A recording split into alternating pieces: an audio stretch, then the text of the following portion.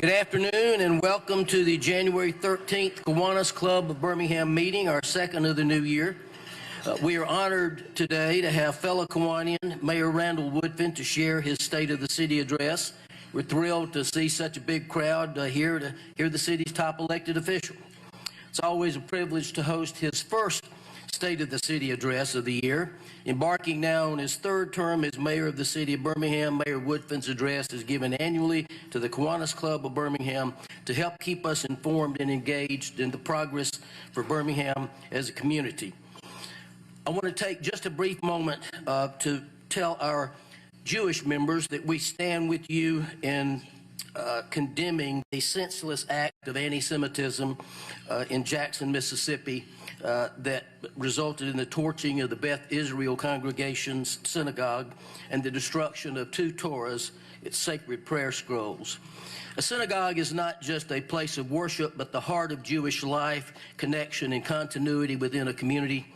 The flames also decimated the Institute of Southern Jewish Life, which had its offices in the synagogue, and it helped anchor Jewish life across the South and was an incredible resource for Jews throughout the entire South. Let us hope for a day when our houses of worship are neither torched nor bombed. Now let me invite Kiwanian Leroy Abrams to the lectern to give us our invocation and lead us in the Pledge of Allegiance. Would you all please stand? Please bow your heads with me. Oh God, our help in ages past and hope for years to come. We come to you with hearts of gratitude for the blessings that you've richly given to us. We come to you with thanksgiving for the committed community leaders and all that the organizations that they represent that are here today. We come to thank you for the food that has been prepared for our nourishment. And we come to ask you that you would enlighten and strengthen us in this session today, that we might leave committed to do more for our neighbors. Amen. Amen. I pledge allegiance to the flag of the United States of America and to the republic for which it stands, one nation under God, indivisible, with liberty and justice for all. You may be seated.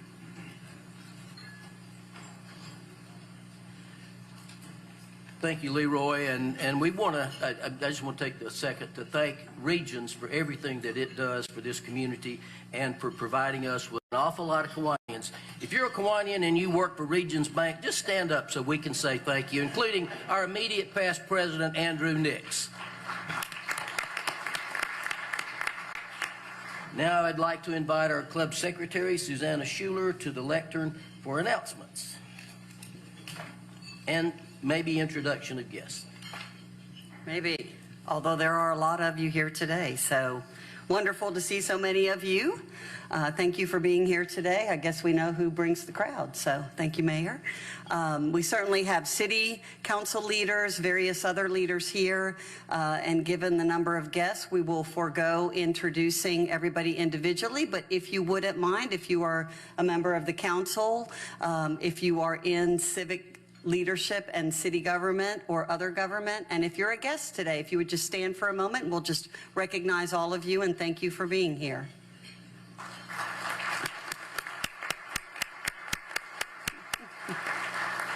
Wonderful.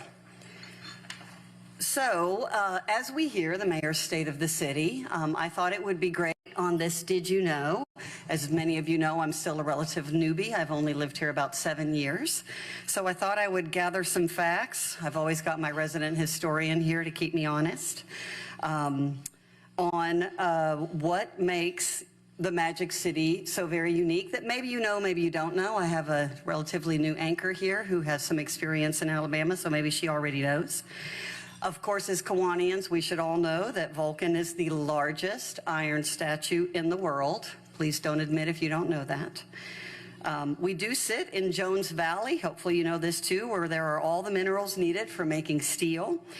They exist in one spot, which was obviously a key catalyst for making us the Magic City for growth, way back when those were discovered. You might know that at one time we had a beautiful set of skyscrapers that dominated the skyline in 1911, and that then was coined the heaviest corner on earth, which is 20th Street and First Avenue North downtown. We are home, of course, to the amazing Rickwood Field, which is the oldest professional baseball park in the United States. So hopefully you know that too. This one I did not know, even though we sit atop Red Mountain. Not Red Mountain Park, but Red Mountain Park at 1,200 acres is bigger than Central Park. So I'll remind our Hearst Television corporate folks in New York about that on a regular basis. Our sister city is Hitachi, Japan, so we sent them a replica of Vulcan, much smaller, mind you. And if you have visited the Birmingham Botanical Gardens, you've had a chance to see the beautiful stone lanterns that Hitachi returned as a gift to us, which is wonderful. And here's another one I didn't know, but I should have figured it out looking at some of the city streets. No, it's not potholes. But up until 1953, we had a complete streetcar system. And at that time, it was second only to the size of San Francisco's streetcar system. So now you know, if you didn't know. So thank you for obliging me and the things I didn't always know. So on to what we do as Kiwanians, which is most important, which is serving our community and supporting youth through leadership. So we remind you that the Kiwanis Youth of the Year Scholarship opportunity is the way that we build generations of leaders, and the scholarship applications are now open, but time is running out. They will be open until February 6th. The Youth of the Year Scholarship is awarded to high school students who exemplify academic determination, citizenship, service, leadership, and civic dedication. And just a reminder, Kiwanians, that children, stepchildren, and grandchildren of Kiwanians of Club of Birmingham are not eligible. But if you know any other students you think might be eligible, please encourage them to apply. I have had the great honor of co-chairing this wonderful group to select the finalists, and it is so inspiring. So there are a lot of deserving young people out there. Please encourage them to apply. And lastly, would just remind you that we did launch our new membership interface called Club Runner, complete with its own app. It is a great way to connect, a great way to get to know each other, to dig deeper into the Kiwanians you may not know, like a few of them here I hadn't met yet, with a lot of time to visit with them. So please let the staff know if you're having any issues logging in, or if for some reason you are no longer receiving our weekly email, because all that is coming through Club Runner. All right, so those are the announcements, and I'll turn it back over to our President Saxon. Do you hear that, Mr. Mayor, President Saxon? How do you like the sound of that? Do you go with that? Thank you, Susanna, for your very informative Did You Know segments. I learn something new every week. I do want to take just a moment to introduce three special guests and to congratulate them for being here. We have two of our community's new mayors. Mayor Graham Smith of Mountain Brook, if you would stand. She's with Kiwanian, and outgoing Mayor Stuart Welch. Mayor Jennifer Andrus of Homewood with her husband Kiwanian Keith Andrus. Mayor. And one other special person that we're going to hear from speak to us on February 3rd, and that is Deborah Vance. Deborah is the new President and CEO of the Birmingham Civil Rights Institute. I'm on their board, and Deborah, we were very pleased when you accepted our offer. Congratulations. And in an earlier life, when she was in Birmingham as Chief of Staff to a previous mayor, she was a Kiwanian. So we would urge you to consider rejoining us. Now, since 1997, members of this club have had the privilege of nominating and inducting more than 150 leaders into the Birmingham Business Hall of Fame. I'd like to now call past Kiwanis Club President Nelson Bean to the lectern to share a bit more about this prestigious Hall of Fame event. Thank you, John. And as John mentioned, we have been doing this since 1997, and it is a privilege of our Kiwanis members to be able to nominate candidates. So eligible nominees are leaders of enterprises based in the greater Birmingham area. Nominees must be retired for at least 3 years, or 65 or older if they are still active, or hopefully not, no longer with us. Those are the criteria for nominees. Deadline to submit nominations is February 28th. You'll find the nomination link in your Thursday email, and you will also get a separate email about the Hall of Fame award. So as with anything else, Kiwanis, if you have questions, check with Honora, please. Thank you. Thank you, Nelson, for carrying the torch for the Birmingham Business Hall of Fame. We look forward to another great class of 2026 later this summer. As I preside over this club, you know, I'm a fan of alliteration, and we try to do something a little different each Tuesday. This is the second Tuesday of the month, so this is Second Tuesday Seek Out. I want you to look around the room and identify somebody you don't know. And at the end of the meeting, when I hit the bell, I want you to go over to that, seek out that person and introduce yourself. Don't have to ask them out on a date. Don't have to have them over for dinner. Just try to make a new friend. Seek out somebody you don't know. Now, let me introduce the folks at the head table. If you would all stand as I make the introduction and remain standing until the end. The Kiwanian providing today's invocation, Executive Vice President of Community Affairs for Regions Bank, Leroy Abrams. Vice President of the Birmingham Division of Alabama Power Company, Chair of Mayor Woodfin's 2024 Crime Commission, and fellow Kiwanian Ralph Williams. Retiring soon from his role as Division CEO for Synovus Bank, past Kiwanis Club President, Chair of the 2026 Business Hall of Fame, Nelson Bean. Present General Manager of WVTM, our local NBC affiliate, and your 2025-26 Club Secretary, Susanna Schuler. Award-winning journalist and founder of C. Jane Wright, Kiwanian Javacia Bowser, and Jefferson County's top health officer, member of Mayor Woodfin's Crime Commission, Kiwanis Club board member, Dr. David Hicks. Please welcome the head table as Javacia makes her way to the lectern.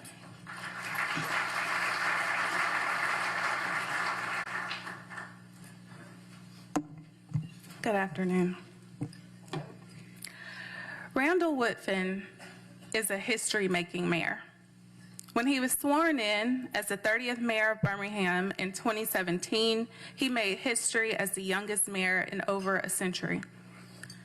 When he was recently elected to serve a third term, he made history with his landslide victory, garnering 75% of votes. When you're a son of Birmingham, making history is embedded in your DNA. Randall Woodfin is a history-making mayor because he was born and raised in a history-making city. He's a product of the magic that defines us, a city whose legacy of building would evolve from steel mills to startups, a city whose bold defiance and heart for justice built the blueprint for civil rights activism, a blueprint that feels even more relevant in light of current headlines. But Mayor Woodfin also understands that our future is defined by the present. So when our city faces challenges, he doesn't turn his head, he raises it. He recognizes the problems, he builds teams to develop solutions. He rewrites the narrative by doing the work. Because my husband, Edward Bowser, serves as the Deputy Communications Director for the Mayor's Office, I know Randall Woodfin not just as a politician, but as a person. I know how much he loves hip-hop and Marvel movies, and how much he enjoys doing those hilarious Christmas videos that y'all love to see on social media every December. But most importantly, I know how much he loves this city. Throughout his career, Mayor Woodfin has served in multiple roles within the city of Birmingham, but his dedication to his hometown developed long before his career in politics. It started when he was just 15 years old, working as a bagger at a local supermarket, where he learned the importance of putting people first, a concept he carried into Morehouse College, then to Cumberland School of Law, and finally into his public service career. Mayor Woodfin's love for his hometown is matched only by his love of family. His wife, Kendra, sons Aubrey and Mason, and his daughters, Love and Joy, who have him very sleepy today. And I believe becoming a father has deepened his love for this city. Those family values are at the heart of his cradle to career strategy, which you will learn more about today. I'm proud to call Randall Woodfin a friend. I'm proud to see him grow as a father, and I'm so excited to see how his vision continues to move our city forward. There's more history to be made here in Birmingham, and Mayor Woodfin is here to tell us how a better Birmingham starts right here in this room. After we watch a short video detailing some of our city's biggest wins in 2025, I'm honored to welcome to the podium Mayor Randall L. Woodfin.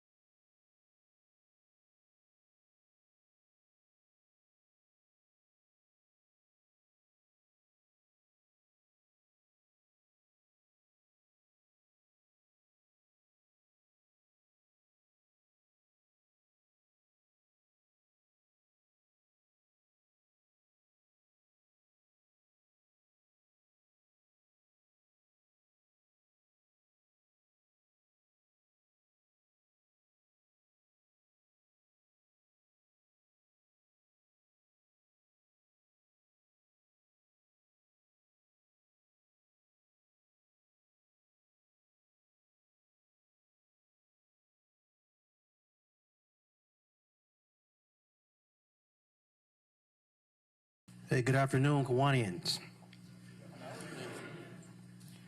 It's okay. I'm sleepy as well. Two notes I want to make for everybody. One is, did you know edition? I did not know that Red Mountain Park was actually, in acre size wise, bigger than Central Park. So it's a beautiful place. If you have not had a chance to visit Red Mountain Park right here in our city limits, trust me, it is worth it. The other is, John is right. I've asked John as well, asked Susanna to nudge me if I'm standing up here and I fall asleep. I can explain it. My youngest daughter, Joy, is 6 weeks old today, and she treats the daytime as nighttime, and she treats nighttime as daytime. And the bassinet happens to be on my side of the bed. So as I get through this today with you, and as I get through the day, wish me luck, everybody. On a serious note, last year when I joined you here, I talked about our goals for 2025. How we vowed to make public safety not just the number one, but the number two and the number three priority. How we vowed to reduce gun violence in our city. How we vowed to reduce homicides. And how we vowed to raise our police recruitment. And yes, even though I am standing up here on this podium, standing all the way up here, I heard the murmurs. I saw some of the faces. Some that included doubt. Some of you thought that Birmingham would be in the same position 365 days later related to public safety.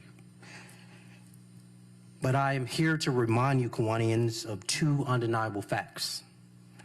Two undeniable facts about this city, our city, Birmingham. We make the possible, or we make the impossible. We make the impossible possible. And we do it when we are a city united.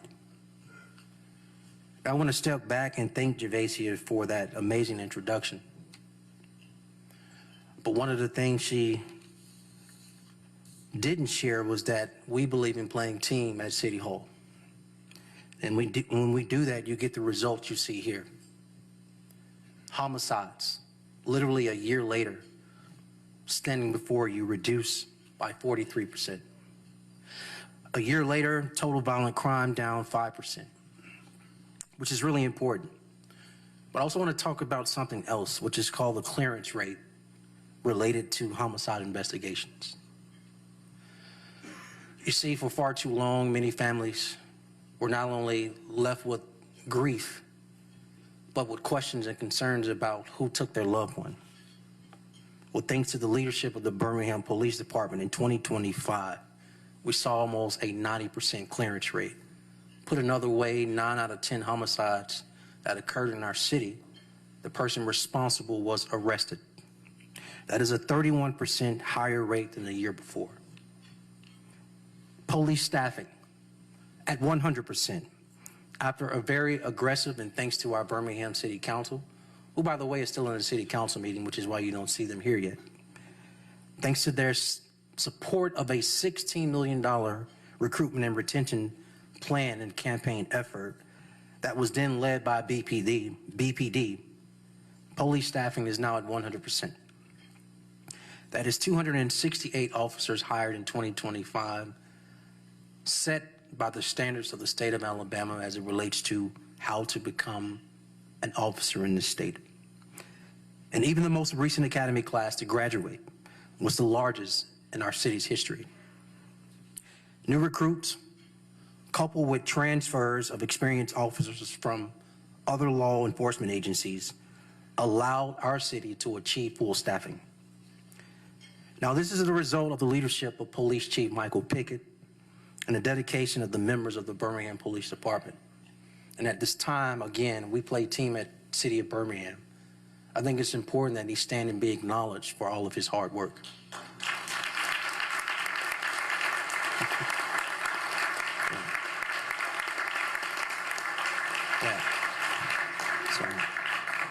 And he'll fight me later because he didn't want to be acknowledged. He literally just wants to do the work. But it wasn't just Chief Pickett and the men and women of the Birmingham Police Department. It was also the results of the input from the Birmingham Crime Commission, co-led by Ref Williams of Alabama Power, along with Lee Steislinger of Altech, who could not be here with us today, along with General A.C. Roper, who is with us today, and along with my friend and advisor who gives me guidance on how to become a better leader all the time, that's John McMahon. Along with Mr. Hicks, or Dr. Hicks, that is, of the Health Department, and many others in this room and not in this room, who took time as civic leaders, as business leaders, as community leaders, for all of us to come together and say, what can we do as a collective in the community to address public safety and decrease violence in our city? I'm happy to say that as a result of the input from the Birmingham Crime Commission, which reported their research and recommendations literally a year ago, this month, we have taken this report not only seriously, we can now say 75% of their 82 recommendations are active or in development and completed. That is a big deal, and they are also to be commended, so please stand and be acknowledged as well. Those whose names I call.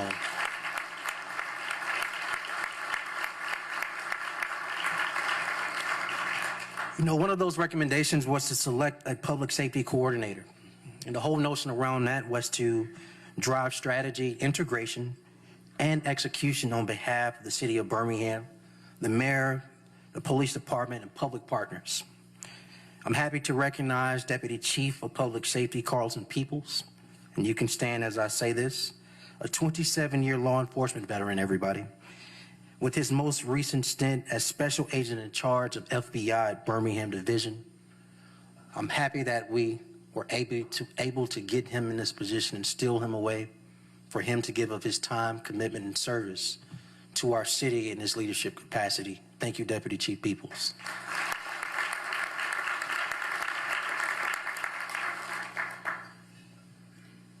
I thought it was important for them to not only be here, but to stand and be recognized, is because the credit doesn't belong to one person. The success I just shared didn't come by accident. The success I just mentioned did not come by accident. Our gains in public safety are the result of a unified, coordinated plan. That is the same strategy. That is the same strategy we must take in stimulating our economy, job creation, and economic development. A unified front, a coordinated plan, one vision. How we hold ourselves accountable, metrics. You see, when our streets are safer, Kiwanians, our city is more enticing to business and our economy is stronger. But we got to have an honest conversation. We've had real challenges with speaking as one and moving as one on all matters of economic development. This is everyone working economic growth in Birmingham right now. Take a look at this. Now, some of you, if you're like me, you need your glasses. This is a lot of organizations, and there's no knock to any of them. But do we have a unified front? Is there a coordinated plan? Is there one collective vision? Are we holding ourselves accountable? Are there shared metrics? These are real questions that I'm happy to tell you I've been in the trenches with various leaders in these spaces answering.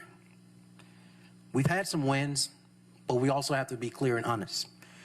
We want Birmingham Business Alliance and Prosper in the city of Birmingham and many of the other organizations you see here to speak with one voice, to have one plan, one vision, one shared metrics of how we move economic development and job creation forward in this city.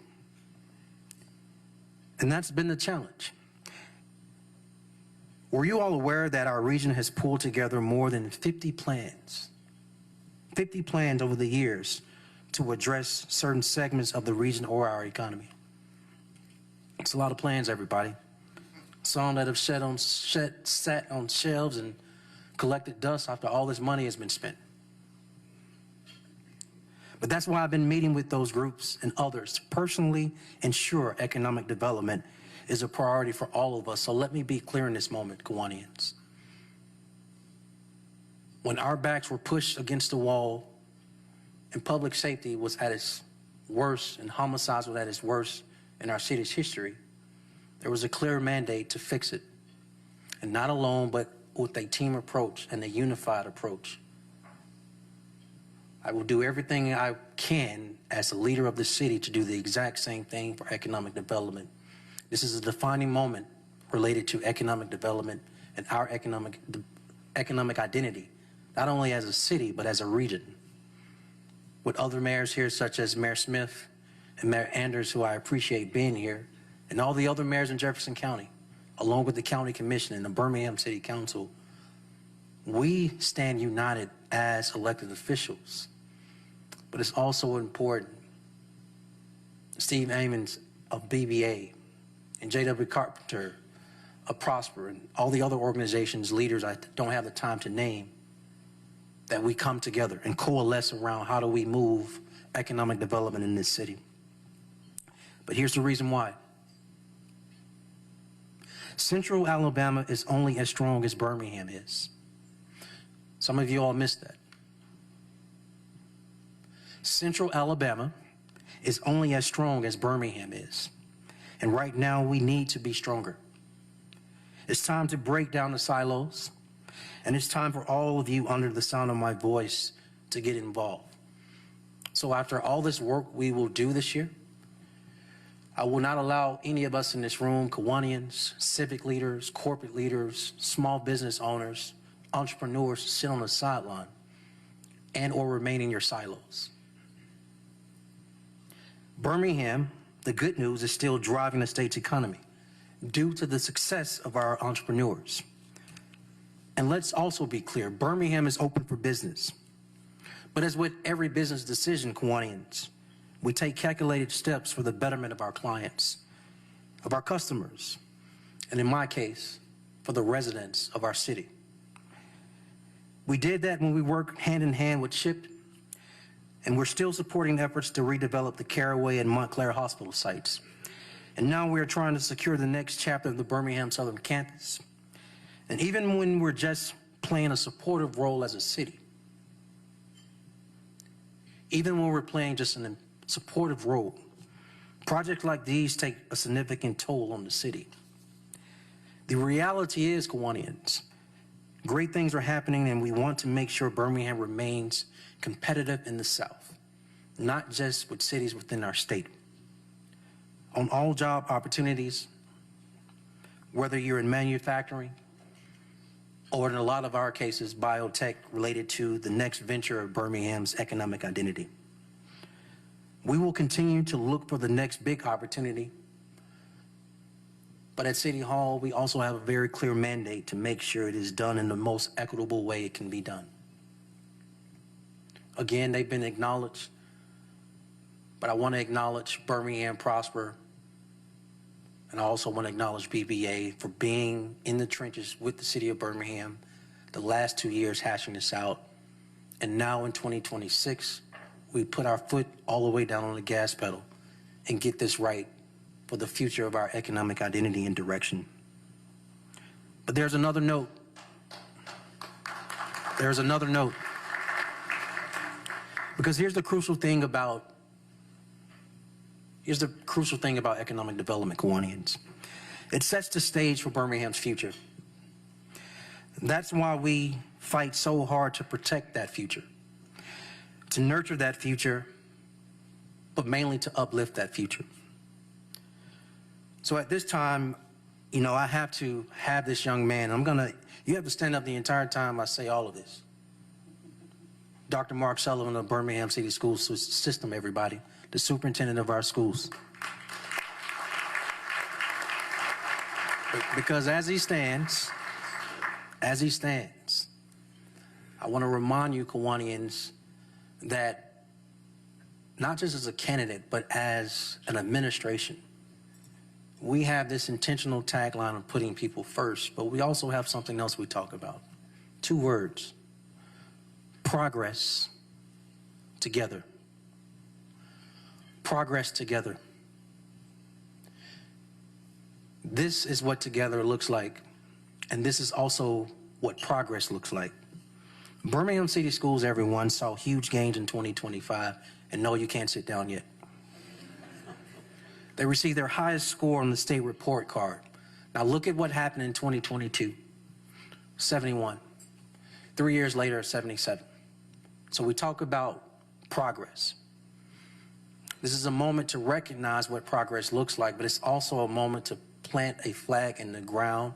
And I can only use the words of the young man standing up, our superintendent, Dr. Mark Sullivan, when he says, and we will push him and support him and make sure he can reach that goal of when the next report card comes out, our school system would be at a B. That's important. That happened, this 71 to a 77 happened though, not just because of our superintendent. It happened because of principals and teachers and parents and students who showed up and did the hard work. But before he sits down, there were 15 Birmingham City schools in 2023 that had an F. That number has been reduced to 1 this year. And with the same mandate of going to a B, he has also publicly declared no schools will have an F next year, but that will also happen because of principals and teachers and students putting in the work. It is our responsibility, Kiwanians, to back him, to support him, to encourage him and uplift him, and make sure he has the resources to be successful. Thank you for your hard work.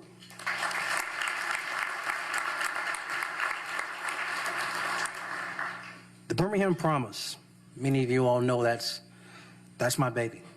So no better way to put it. The Birmingham Promise has transformed more than 1,600 young lives and provided more than $15 million in tuition assistance. That's thanks to a genuine public-private partnership that we continue to lean on to this day. And as I declared in my inauguration speech back in November, it's important that beyond me being the mayor, this program remains, and we have to be responsible for endowing this program. Small Magic, another program that is led by our good friend, Ruth Ann Moss. That is not her name. Ruth Ann. Small Magic is our early childhood education initiative. And to explain this program, I think it's important I slow down to tell you, this program allows us to put tools in the hands of parents and caregivers at the most critical stage of their children's brain development. It helps our youngest children maximize their school readiness. In fact, it is the largest implementation of early education, of education technology in our entire country. The city supporting this program has invested $1.75 million with more than 5,500 children served. Small Magic's work has seen increased interactive talks with these kids by 70%, y'all. 70%. And has distributed more than 15,000 books and education toys to families. And so let me take the time to say this. In our third term, our children won't just be part of the agenda. They will be the why that drives every decision we make. Now let's break that down. Our focus at this point now totally shifts to cradle to career. I want to acknowledge, while they are here, friends from the Harlem Children's Zone who are here with us, Christian Rhodes and Chris Soto. We've been partnering with them for a few years now as they take a look up under our hood of how we address, invest in, and pour into our students from a holistic approach we call cradle to career. Another way I can back this out is that, Kiwanians, some of you all may remember, I stood before you a few years back, it may be 3-4 years now, and I talked about the mother or grandmother on the porch. And as she stood on her porch and she looked out, she looked to her right, there was an abandoned home. And she looked to her left, there was an empty lot. And in front of her, her sidewalk was buckling, and when she pulled out of her driveway, the streets had potholes in them. And by the way, when she stood on that porch, she wasn't standing alone.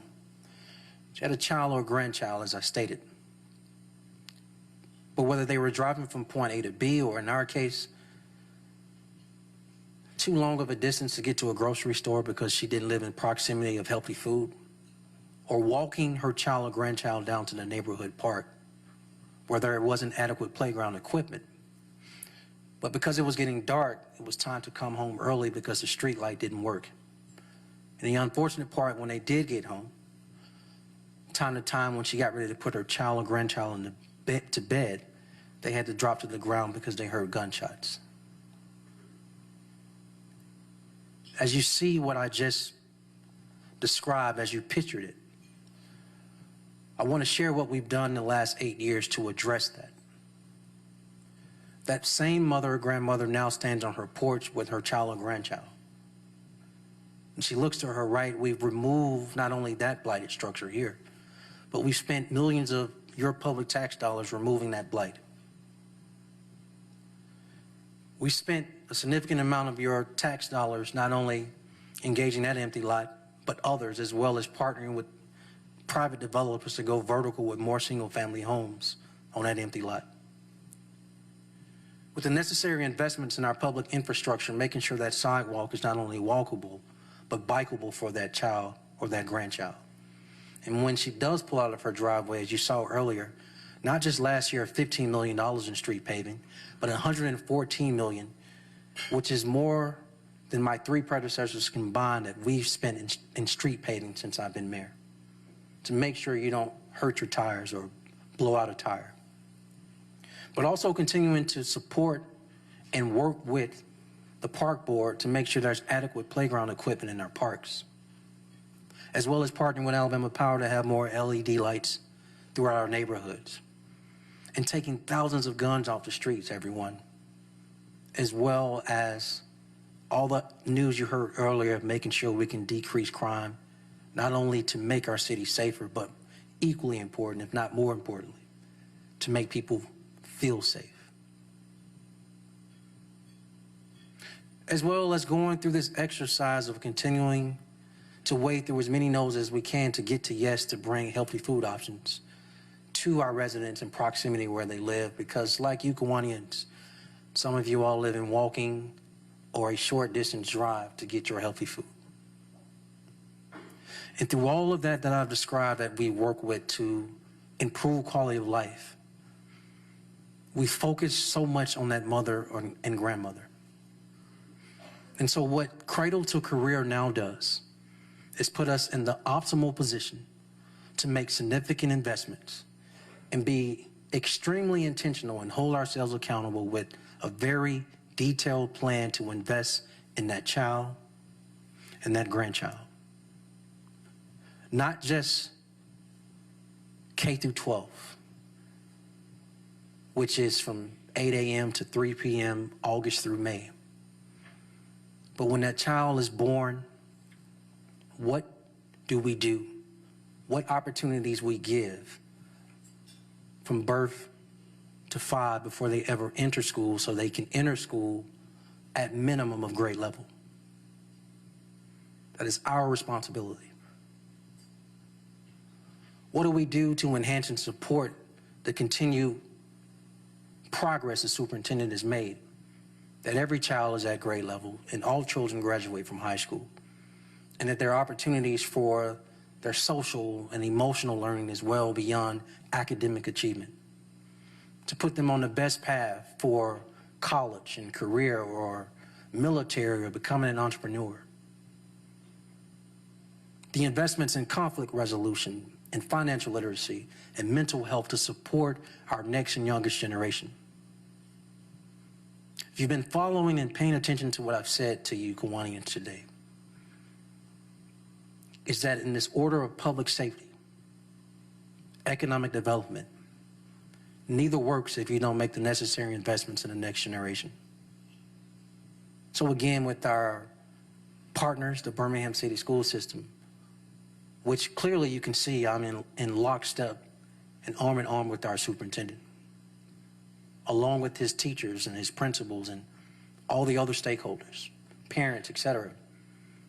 With our external partners, from Birmingham Promise to Breakthrough Birmingham to HECA to Small Magic and so many others I didn't name. We have a job to do, and we will do it. And whether you are a Kiwanian, whether you are Regions Bank, Alabama Power, any other corporate organization or corporate leader or small business or entrepreneur, you will walk alongside of us. You don't have a choice because you care about Birmingham. You love Birmingham, you are invested in Birmingham, and you want the best for Birmingham. And the best for Birmingham does not work without the necessary investments of Cradle to Career to make sure we get the investments for the next generation right. So I thank you in advance for your support. I thank you in advance for your commitment. Thank you in advance for your financial investments, because this will be the most important public-private partnership this city has ever set its sight on. And when we do that and yield the results we need for our children and the next generation, every single thing you want to see, Kiwanians, in economic development, in job creation, in growth, in population, in quality of life, in public safety, will all work. So I thank you for your attention today.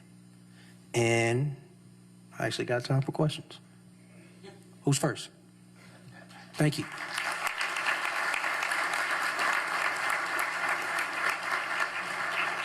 Yes, ma'am. Hey, Brooke.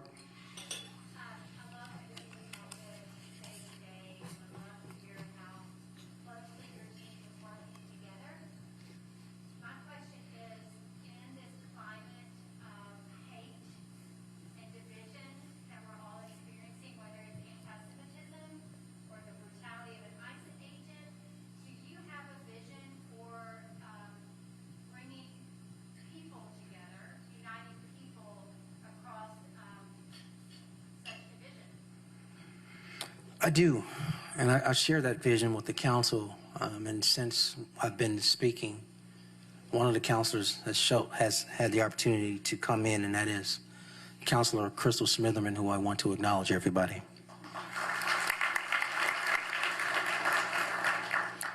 think part of the reason why I'm also acknowledging her is because I want to acknowledge and show love and appreciation to the council for the Human Rights Commission that we now have created. I think within that work, Birmingham, Alabama, we know our history. We know how hate can push a city to its brink. And in that brink, loss of life, innocence of children, and how in that type of moment, a city has to reckon with who it wants to be and how it shows up in its identity. Not just for the external world, but for actual neighbors, literally loving thy neighbor. And so, you know, that's not meant to be fluff. I think the actual Human Rights Commission is going to do tangible hard work of uniting people, of addressing problems, hate, etc. Anti-Semitism is on a high, but as at an extreme high. But what we find at City Hall as we monitor many, many things, hate at many forms, at many various groups is at an all-time high as well. I think what we can pride ourselves on is that City Hall is not only open to everyone and welcoming everyone, how we show up as in loving thy neighbor, helping all, helping others, and doing everything we can to make sure everyone feels welcome. But something else, which I know Chief Pickett and I know Deputy Chief of Public Safety Peoples is very keen on, and you and I have had these conversations, and that is the safety of not just sites and locations and physical places, but actual people. And we will do everything we can to protect the people of the city. Who's next? Oh, I did good, John. Nobody has any questions. Ruth Ann. I wonder right now, besides joy, what's the biggest thing that's keeping you up at night and thinking about what you want to accomplish? It's good. I mean, it's, Say love. yeah, love didn't help last night as well. I mean, it's tough. It's tough having a 17-month-old and a 6-week-old. But I'm happy about it. Very happy about it. I think what keeps me up at night now is very different what kept me up at night in 2024. 2024, particularly the second half, Chief Pickett became the interim chief, and he knows this. He was probably the only person up more than I was because he had to call me when things were not where we needed them to be in 24. In 25, the truth is there were more nights of not being interrupted because of a phone call of a horrific homicide. I would say in this last quarter, what's kept me up is very simple. I'm standing before you in a third term as mayor. I'm doing something that hasn't been done since the late 80s with Mayor Richard Arrington. I feel that the city of Birmingham and our administration is in a inflection point. What I mean by that, it would be real easy when you win with 75% of the vote, everybody, to just be on cruise control and do everything you've been doing as if it's perfect. I want to let you in on a little secret. I don't believe in perfection, but I do believe in getting better. I also believe in holding myself accountable, and I also believe in pushing our team. Now, Ruth Ann, I'm going somewhere with your question because it's not like a short answer. But I think it's a very important question, what keeps me up at night. And that is the direction of the city. I'm a competitor by nature, but most people don't know that. They don't see it. Maybe they only see it in 2017 and 21 and 25 when I run for mayor. But there's an internal drive to literally improve the quality of life of the city. So as you get public safety right and people start feeling safer, you can then focus on other things that keep me up at night. The economic development and economic identity and direction of the city. I don't want to have to push and drag John or anyone else on this dais or any of you Kiwanians. But I also don't want people to just have their heads in the sand knowing that things aren't moving at the direction or speed we need. And then everyone sits back and just waiting on leadership. The other thing that keeps me up at night in an excited way is the work I am doing with you, the work I'm doing with JW, the work I'm doing with Samantha and others and Christian. I'm up at night thinking about what do we do next to make everything work for our next generation. And that's not a bad thing. By the way, I'm literally up at night, y'all. It's not like a joke. I'm up at night for real. And I've been up at night at this point 17 months, but it works. So who's next? Yes, sir.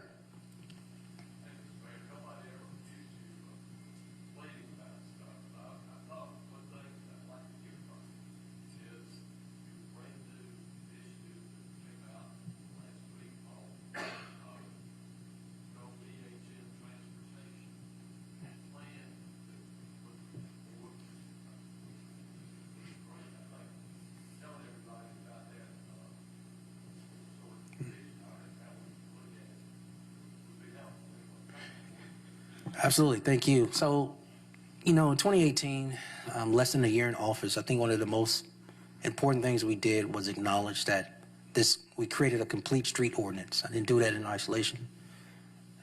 Led by Dr. Darrell O'Quinn, who represents District 5 on the Birmingham City Council, and his colleagues, a complete streets ordinance was passed. And that it was a more holistic approach of literally how we go about our city's grid and infrastructure.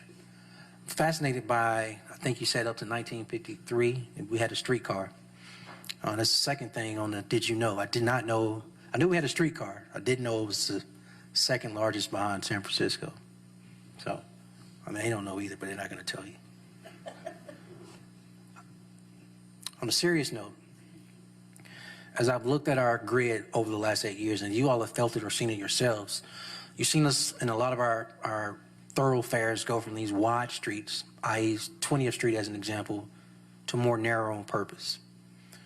And what happened after 1953, and definitely with the acceleration of our interstate system nationwide, you can see the transition, right?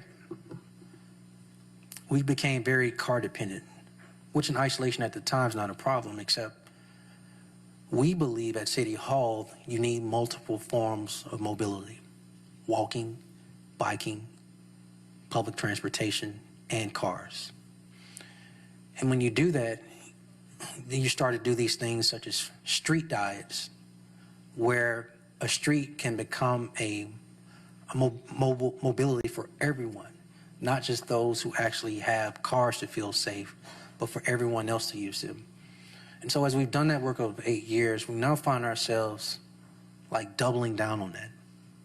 And in how should we include high-speed rail? Does that help with economic development? Does that improve quality of life? Does that make your physical aspects of your life healthier in some of those other modes, such as walking and biking? We believe the answer is yes. And so we're weaving in a little bit of everything around mobility and transportation to improve quality of life. That's the short answer. What's next? Yes, sir. Time for one more. Oh, well, give it to this young man. Yes, I'm talking to you. I know that you're a proponent of regional cooperation and you work effectively and meet with, communicate with local mayors, particularly in Jefferson County.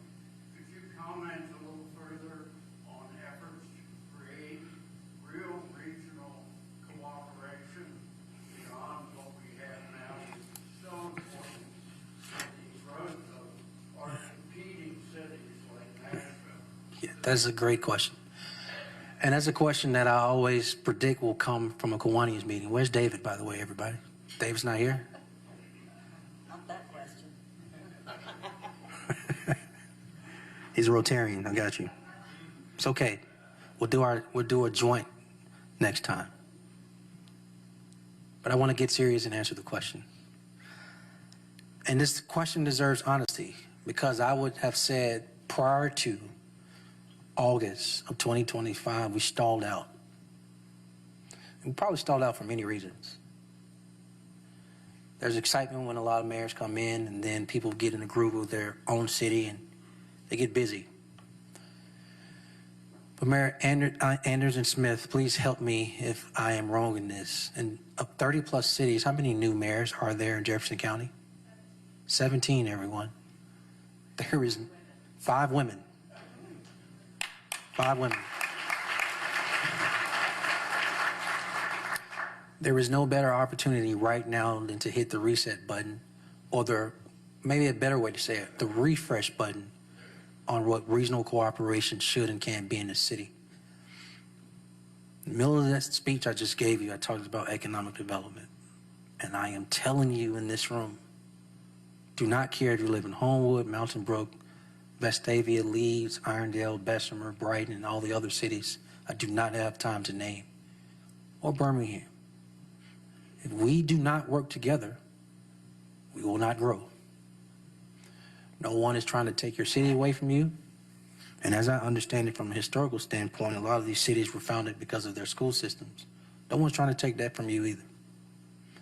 But the one thing we can unite around is regional cooperation for economic development for this region. And if we do that, which I know these 17 mayors, as fresh as they are, eager as they are, ambitious as they are, I believe they're like me, and that's balanced with purpose. And if there was one purpose we could all align around, it's our economic development and growth and job creation. So, you know, as a team with the other mayors, that's what we'll focus on. Thank you, everyone, for your opportunity today. Thank you so much.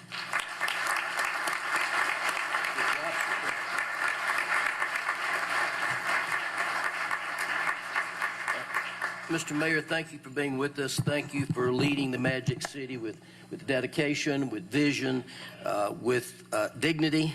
We look forward to this 3rd term. And I just want to say I'm proud to call you a friend. I'm proud to call you a fellow Kiwanian. And as a resident of the city of Birmingham, I'm proud to call you my mayor. And I hope you get some sleep. All right, a couple of quick reminders. One, today's 2nd Tuesday Seek Out. So when I hit the bell, seek out somebody you don't know and introduce yourself. Please join us next week as we host the president and CEO of Alpha, Jimmy Parnell. Thanks to all of our guests for being with us. Congratulations again to our new mayors and our new BCRI president, who we'll hear from on February 3rd. We are adjourned.